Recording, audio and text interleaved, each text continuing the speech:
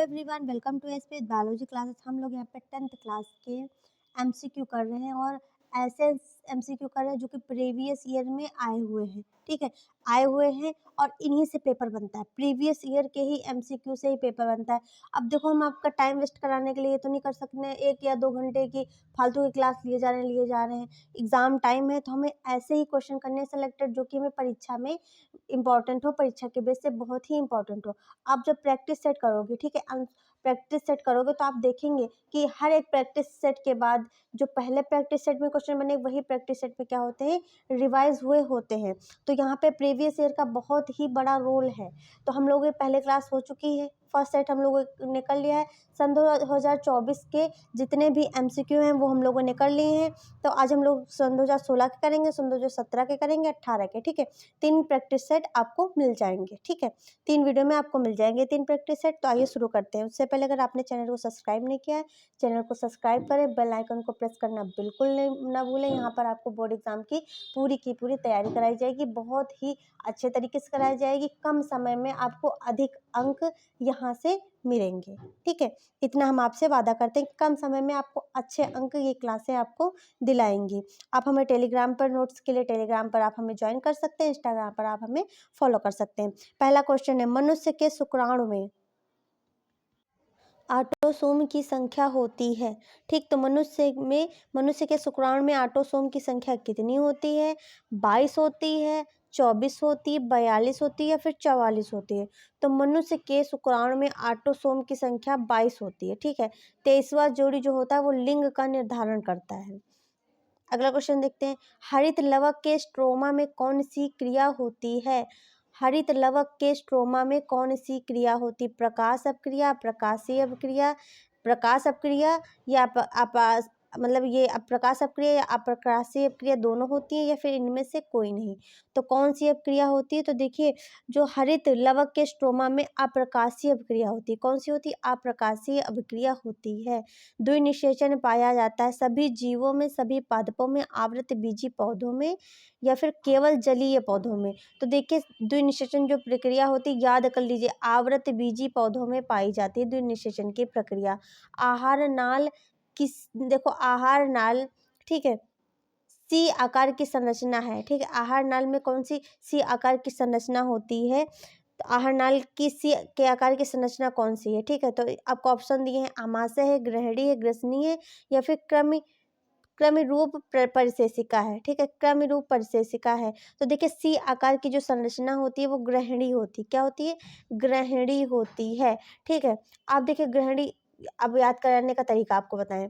गांव में रहते हो, सबने चूल्हा देखा होगा, सबने चूल्हा देखा होगा। ठीक है, तो आपने देखा होगा ऐसे बना होता है चूल्हा। ठीक है, ऐसे बनता है, आपकी मम्मी लोग ऐसे चूल्हा बना हुआ होता है, तो मम्मी लोग इसी पे दाल चावल पकाती, नीचे से देखो कंडे लगाकर पकाती। तो इसकी संरचना कैसी थी? सी रूप की। ठीक, गृहिणी, जो घर की महिलाएं होती, गृहिणी होती हैं, वो चूल्हे पे खाना बनाती हैं, उसकी संरचना कैसी होती? सी जैसी। याद हो गया?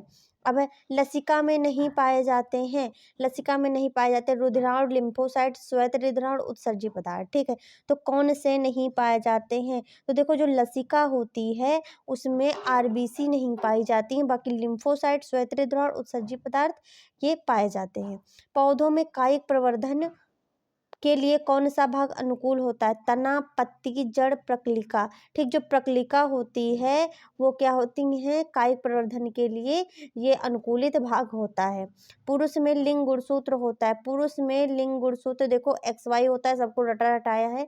मादा में XX होता है, याद कर लेना। ये देखो, ये फीमेल है। ठीक है, फीमेल है, और ये कौन सा है? XY, मेल है।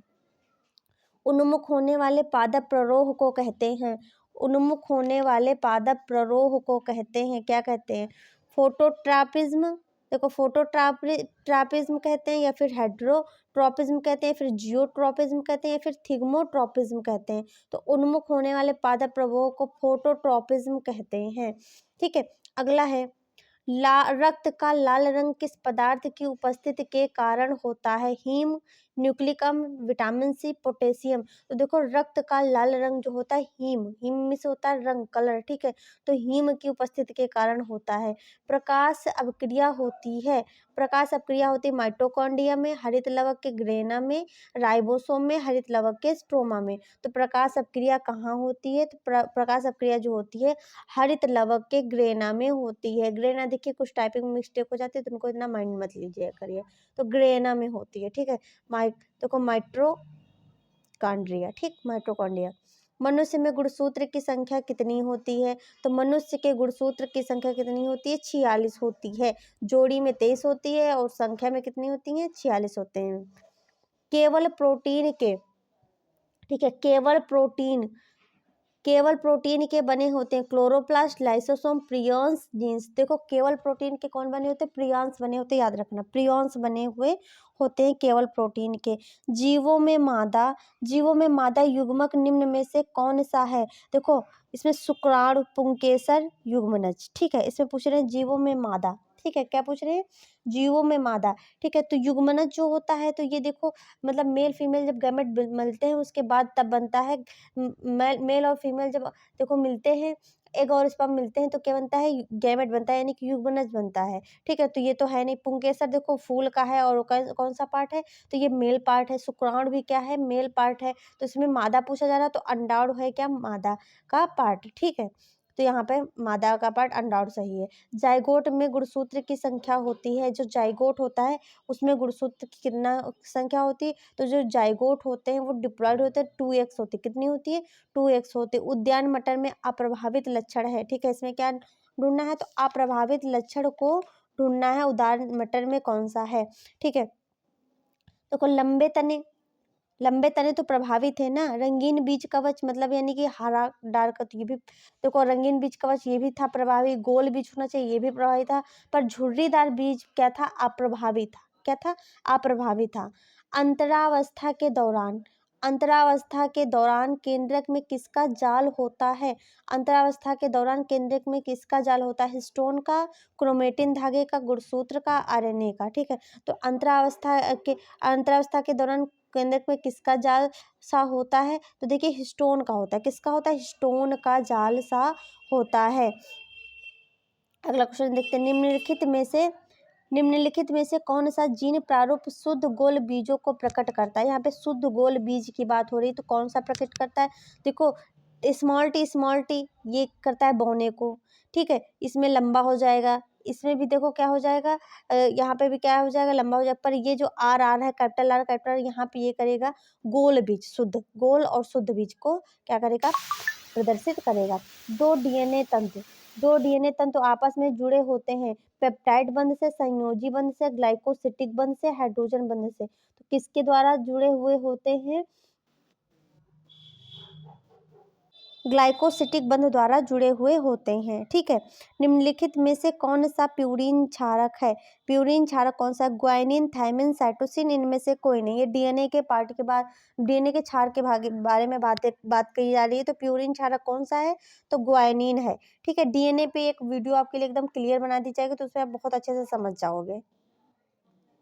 चाहे आप 10th क्लास में हो, 12th में हो, फर्स्ट ईयर में हो, या फिर आप किसी कम्पिटेटिव एग्जाम की तैयारी करो तो उसमें सब आपका आएगा, ठीक है। कुछ बाहर नहीं जाना है, बहुत ही अच्छी वीडियो आपको बना के प्रोवाइड कर दी जाएगी। निम्न में से कौन सी अलैंगिक जनन की विधि है? मुकुलन, विखंडन, बीजाणु निर्माण, या फिर यह सभी, ठीक, या फिर यह सभी।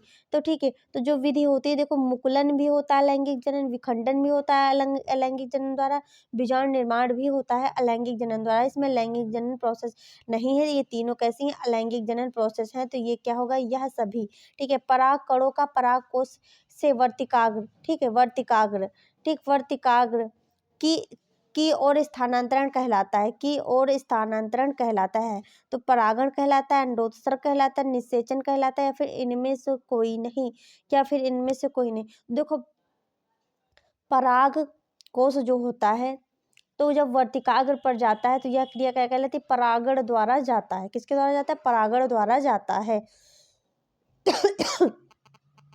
अगला क्वेश्चन है, निम्नलिखित में से कौन सा त्वचा का कार्य नहीं है?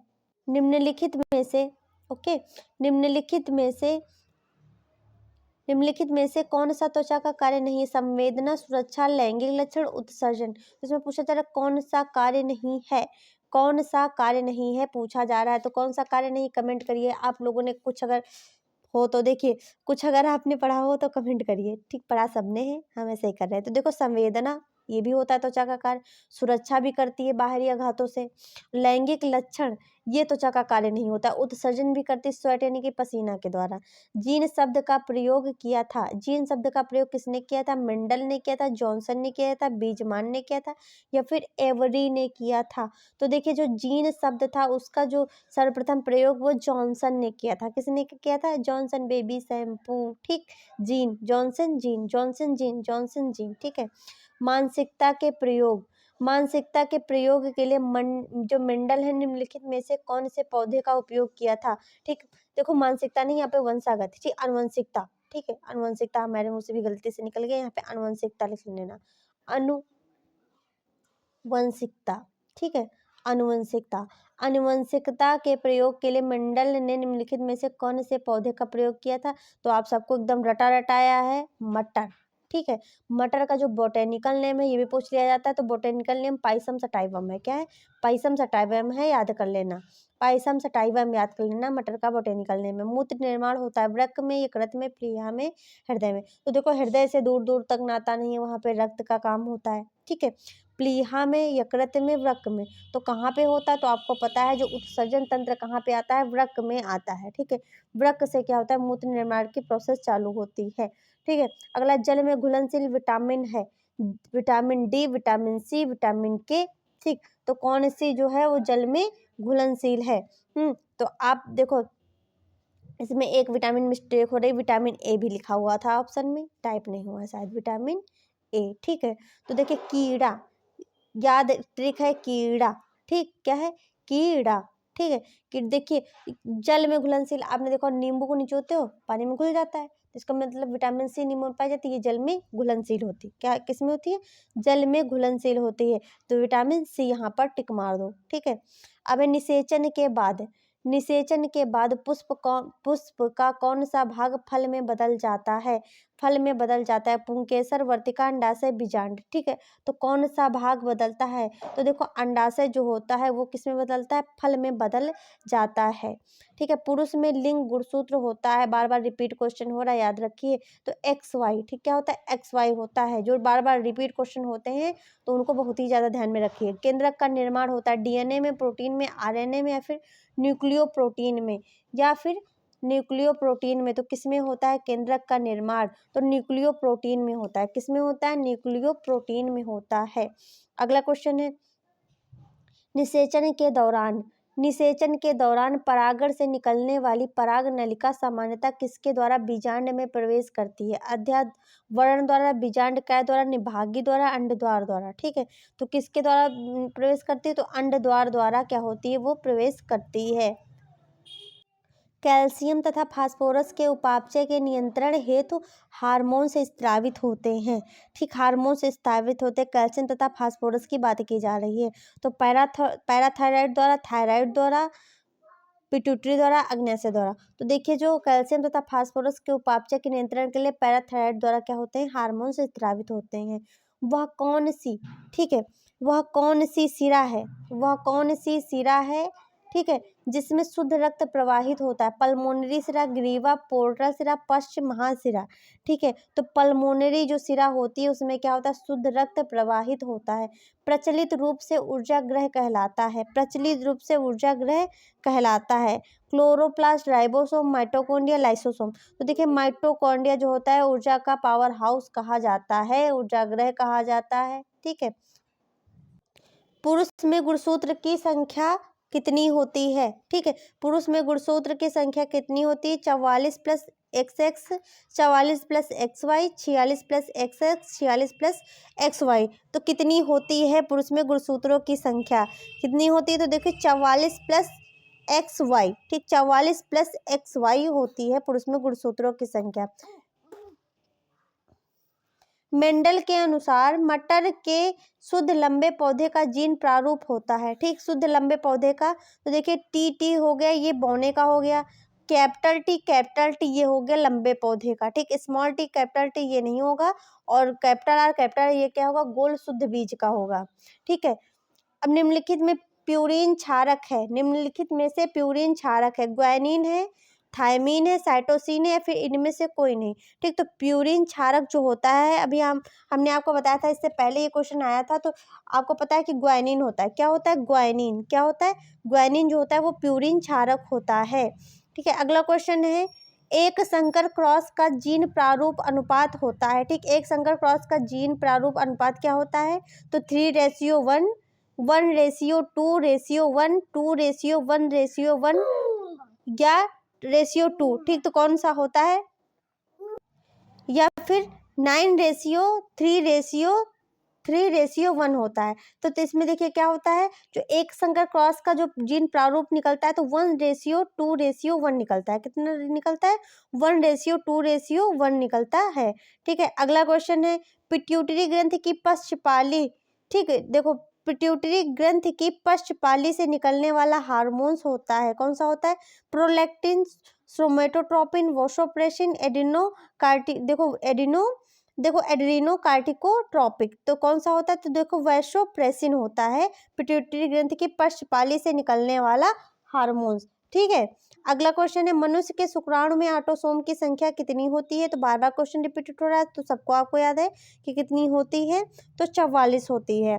निम्नलिखित में से गोल जीन का प्रारूप और शुद्ध गोल बीज का प्रकट करता है। तो अभी हम लोगों ने क्वेश्चन इससे पहले किया था, तो कैपिटल आर होता है। डीएनए पाया जाता है किसमें? तो डीएनए पाया जाता है किसमें? तो कोशिका द्रव में, केंद्रक में, केंद्रिका में, या फिर उपार्जित लक्षणों में? तो किस में पाया जाता है?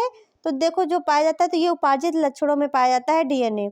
अगला, पराग कण किसके अंदर बनते हैं? पराग कोश में, अंडाशय में, बाह्यपुंज में, दलपुंज में, ठीक है। तो आपको पता है कि जो पराग कण होते हैं वो पराग कोश के अंदर बनते हैं, ठीक है। तो एक पराग कोश के अंदर बनते हैं, जैसे कि आपने देखा होगा ये फिलामेंट है, ये सब ना, तो इसके अंदर क्या होते हैं? पराग कण भरे हुए होते हैं, तो ये पराग कोश होता है, इसके अंदर क्या होते हैं? पराग कण होते हैं। प्रकाश संश्लेषण क्रिया में ऑक्सीजन कैसे निकलती है? ठीक है, प्रकाश संश्लेषण अब क्रिया में जो होती है ऑक्सीजन, प्रकाश संश्लेषण क्रिया में ऑक्सीजन कैसे निकलती है? ठीक, यहाँ पे प्रकाश कर लेना, क्या कर लोगे? यहाँ पे प्रकाश कर लोगे, ठीक है। प्रकाश संश्लेषण क्रिया में ऑक्सीजन कैसे निकलती है? कार्बन डाइऑक्साइड द्वारा, जल से, वायु से, या फिर पर्णहरिम के विघटन से, ठीक, पर्णहरिम के विघटन से। तो प्रकाश संश्लेषण में ऑक्सीजन जो होती है वो जल से, ठीक, जल द्वारा निकलती है। अगला क्वेश्चन है, आहार नाल देखो, आहार नाल जो है के सी के आकार की संरचना, ठीक है, के सी के आकार की संरचना, ठीक है। तो देखिए कौन सी होती है? तो अभी आपने पढ़ा था क्या होती है, देखो यहाँ पे ऑप्शन जो है ये थोड़ा गड़बड़ा गए हैं, ठीक है। तो देखो कौन सी होती है आरनाल की सी की संरचना? तो पहला देखो आमाशय था, फिर ग्रसनी है, फिर ग्रहणी है, फिर क्रमरूप परिशेषिका है। तो जो ग्रहणी होती है वो क्या होती है? सी रूप की जो होती है संरचना होती है। पौधों में कायिक प्रवर्धन, ठीक है। अगला क्वेश्चन एक और था इसमें, मनुष्य के मस्तिष्क में पाई जाने वाली, ठीक, ये उसी के हैं, थोड़ा टाइप करने में हो गया। मनुष्य के मस्तिष्क में पाई जाने वाली अंतः स्त्रावी ग्रंथि कौन सी होती है? तो थायराइड, अधिवृक्क, थाइमस, पीयूष। तो जो पीयूष ग्रंथि जो होती है, ग्रंथि जो होती है वो अंतः स्त्रावी ग्रंथि होती है। पौधों में कायिक प्रवर्धन के लिए कौन सा भाग अधिक अनुकूल होता है? ठीक है, तना, पत्ती, जड़, प्रकलिका, ठीक। तो जो प्रकलिका होता है वो तना प्रवर्धन के लिए कायिक भाग होता है, ठीक है। अगला क्वेश्चन है, पराग नलिका में नर युग्मक की संख्या होती है, ठीक, कितनी होती है? 1 होती, 2 होती, 3 होती, 8 होती है। तो जो पराग नलिका होती है उसमें नर युग्मनज की संख्या कितनी होती है? 2 होती है। कितनी होती है? 2 होती है। अगला क्वेश्चन है, शुक्राणु में ऑटोसोम, देखो शुक्राणु में ऑटोसोम गुणसूत्र की संख्या कितनी होती है? तो बार बार क्वेश्चन रिपीटेड हो रहा है, कितनी होती है? 44 होती है। कितनी होती है? तो 44 होती है। कितनी होती है? 44 होती है। अगला क्वेश्चन है, एक संकर क्रॉस का जीन प्रारूप होता है, ठीक, जीन प्रारूप अनुपात कितना होता है? तो 1:2:1 होता है। ये अभी क्वेश्चन आया था। अब इसके बाद हम लोग सन 2017 का करेंगे सेट, उसमें 1 से लेकर के 7 सेट के जितने भी बायोलॉजी के एमसीक्यू होंगे सारे शामिल होंगे। तो बस आप देखो जो कराई जा रही हैं आपको सन 2016 से लेकर के 24 और 25 के जो क्लास आई है, जो मतलब बोर्ड द्वारा ऑफिशियल जो पेपर आया है, तो उसकी हम लोग MCQ देख लेंगे। उसके अलावा थोड़े से और देख लेंगे, बस इससे आपका कहीं बाहर नहीं जाने वाला है प्रश्न। तो आप हमें देखिए PDF के लिए टेलीग्राम पर ज्वाइन कर सकते हैं, इंस्टाग्राम पर हमें फॉलो कर सकते हैं। अगर आपको वीडियो अच्छी लगी तो चैनल को लाइक, शेयर एंड सब्सक्राइब करें। जितना हो सके वीडियो को शेयर करें। Thanks for watching.